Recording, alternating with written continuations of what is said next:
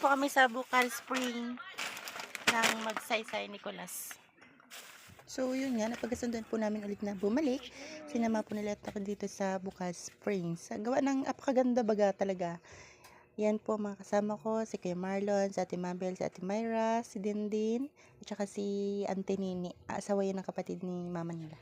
So ayun po mga katanyo, sobrang linaw po talaga. Ang ganda, grabe. Ayun po bagay nilapitan at gusto ko nang tumalon. Ano baga naman, kaya lang ay hindi pa kami kumakain. Kaya sabi ni Ate Mabel ay kumain daw muna kami. Gawa ng para hindi daw mapti ang aming masikmura. Ayan, nilafang-lafang muna namin dyan yung madala namin yung pang merienda sana. Ayan, maruya. Ayan si Kamarl nag-iho ng isda. Maruya, biko. Tapos may mga tinapay kaming dala dyan. Hindi ko lang naipakita. Ayan, sarap naman ang kain Ate Myra eh. Tapos din talagang lafang na lafang. Gawa ng gutom na baga kami layo ng aming binyahe.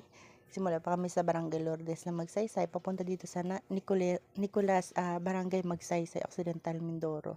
Kahit na malayo, dinayo talaga namin, gawa ng napakaganda talaga ng view, ang linaw, fresh talaga ang tubig. Tsaka naiwan ako dito muna mag-isa. Ayan, pinagtitignan ko yung mga pagkain namin. May lechong paksiw.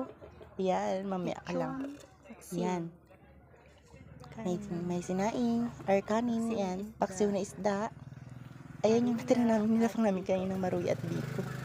Ayan muna ang una namin kinain, tsaka may ginatang nakain. Sobrang gutom namin at mangkaligo na kami.